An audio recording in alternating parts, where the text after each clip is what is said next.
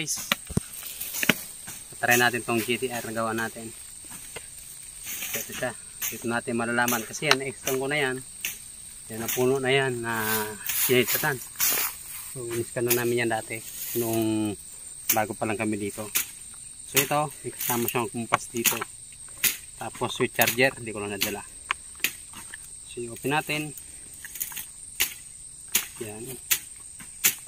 Tapos lang muna natin dito. Magaan lang siya dali. Assemble natin.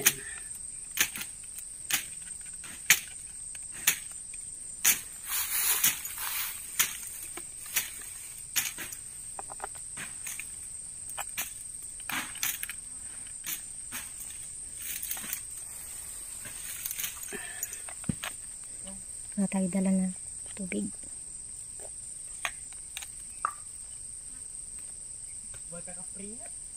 So ngayon, gagamitin muna natin siya ng kumpas.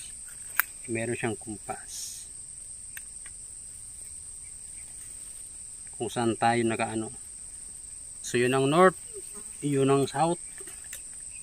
Ito yung east. Yan o.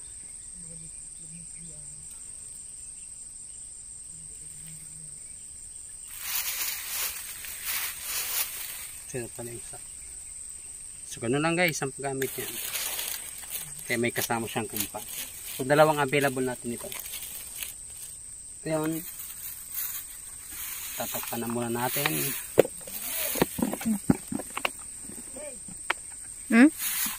Then set natin on. Yan. So naka-quote siya ng 593. Yan.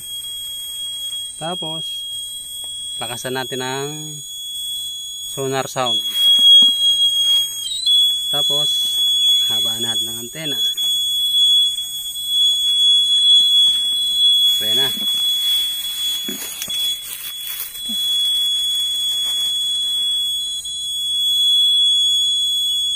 So mabilis ang turo niya. So pahinaan muna natin. Hinaan natin yung booster niya.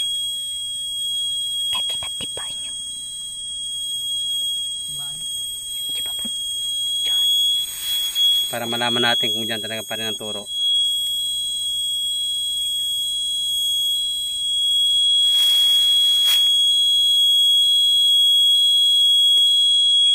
Dito tinuturo.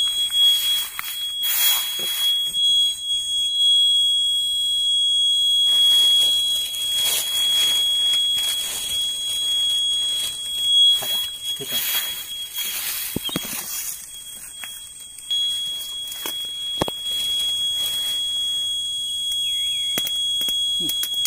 Tara.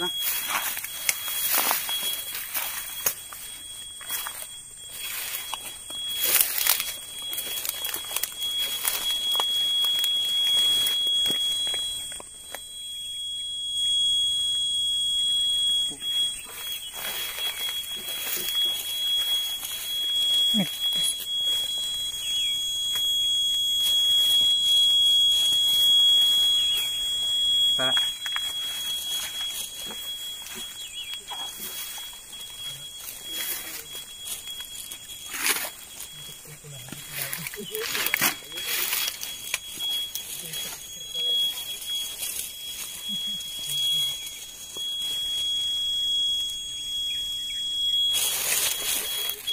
Oh. Lakas. Yan mo. Oh. Nakatama yan. Ilapit mo.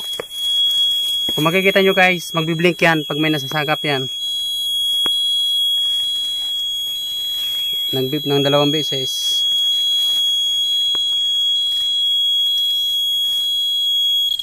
Oh. Nakikita nyo? Nag-beep siya ng 2 beses dito. So, ibig sabihin, electromagnetic. May nahagip siya dito. Oh. Isa pa. Oh.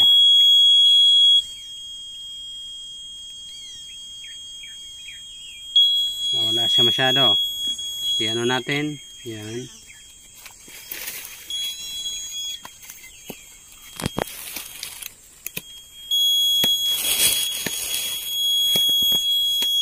Ina. Meron po ba? Hampay. Pangsungrod. Una. So, ito pa rin. Tinuturo. Anin mo muna to. Tanggalin mo muna yan.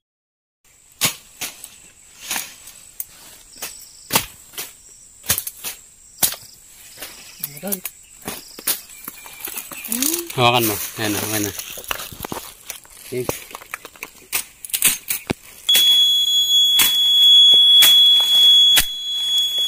Sana.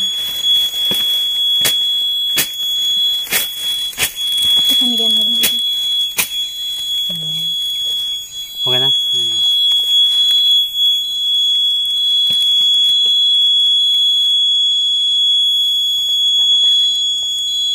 Yun tayo.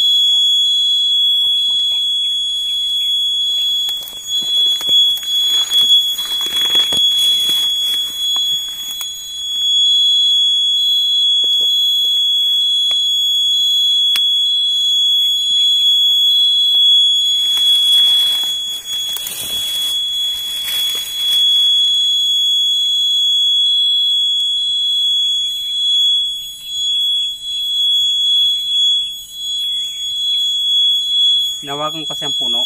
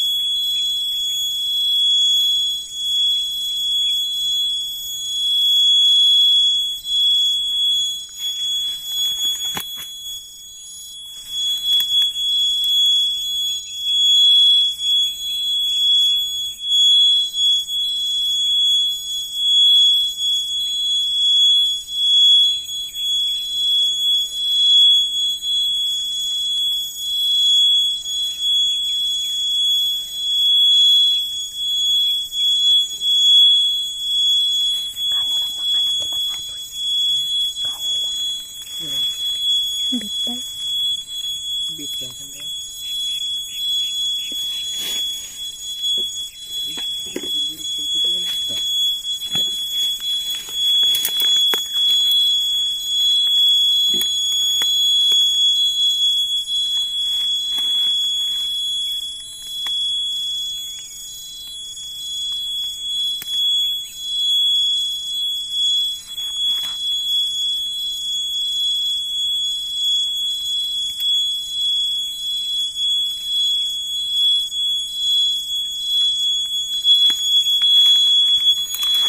Ano ko susukatin.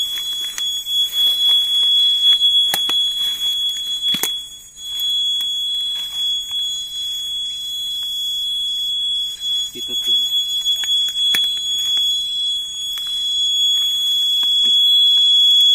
Isa.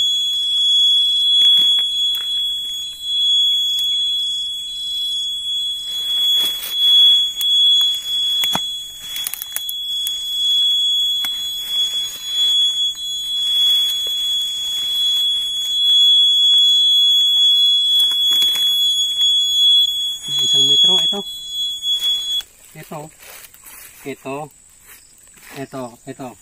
Nandito parte ang ang items.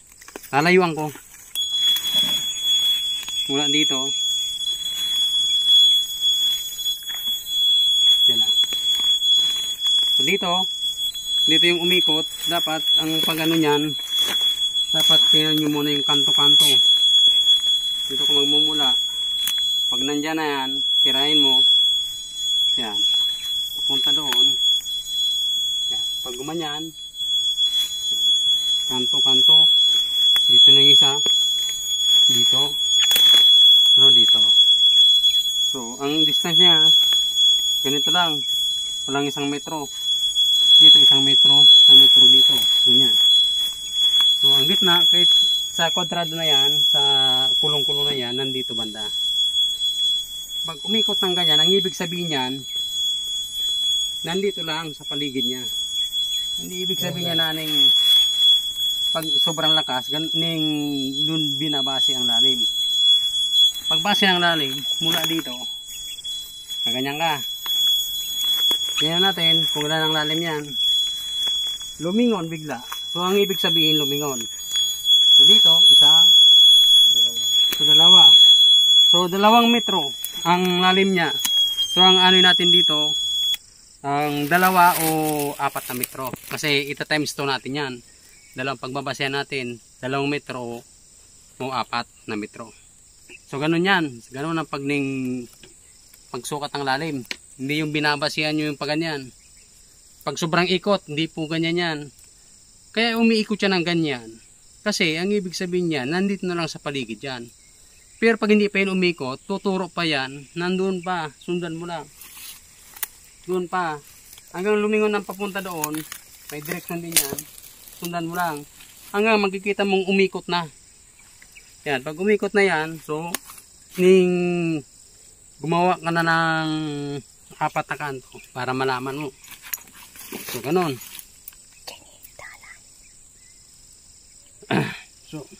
So ito, na-scan dito. Yung in-scan namin pa ganyan dati. Pero, dito talaga, nung sinabi namin dito talaga may nakabox dito. So, babalikan namin to susunod. Ay, hinihintay lang ako isang gamit. Baka makayari baka umuwi ng Bicol. Pala guys, GTR Gold Tracker Radar. So dito, yan, tatatanggal lahat yan. Yan.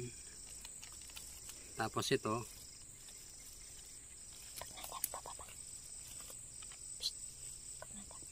akin na.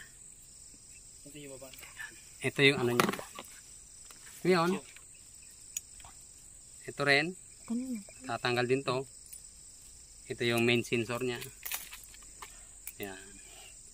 So ito, pwede rin naman siya gamitin na kahit dito lang na 2, pwede yan. Kung gusto nyo, kahit pang malapitan, ito na lang. Huwag na lang gamitin yung itong main sensor na yan. So pwede nyo na siyang gamitin. Kahit 2 lang to, pwede na.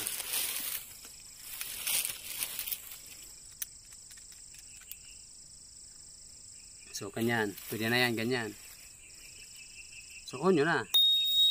So yan guys, pag hindi siya naka-on yan pero wala, so i-volume nyo lang. Yan. Ito yung sonar sound. Pang pa-attract yan sa mga singaw. Tapos ito, yan, naka-on na rin yan. Nagbi-blinker yan. Ngayon, para ma-pinpoint mo yan, kailangan mong kailangan mong huwag i-volume. So, konti lang ang adjust niya. Para nang sa ganun, makikita mo pag na-pinpoint yan, magbi-blink yan, kagaya ng kanina. Nag-blink-blink na kanina. Saktong-saktong tumapat sila dito. Pero pag ginanyan mo kasi yan, tig-pull mo, di mo malalaman ang pinpoint niyan. So, ganyan siya.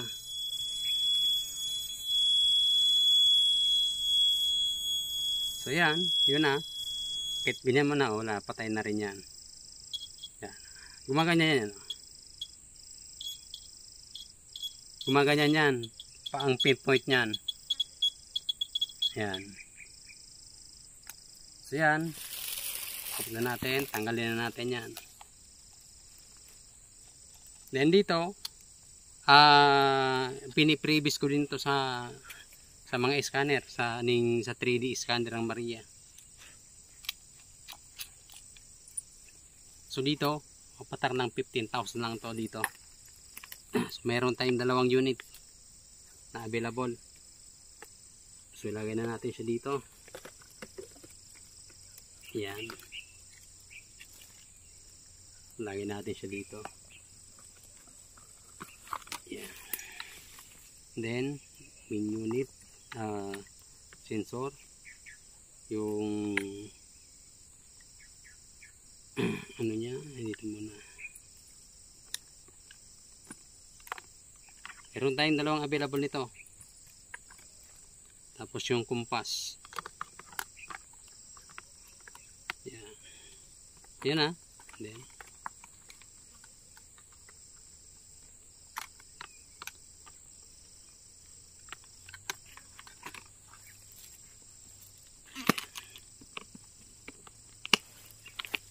so yun na guys. So ito na. Ganun lang kasimple. Okay na.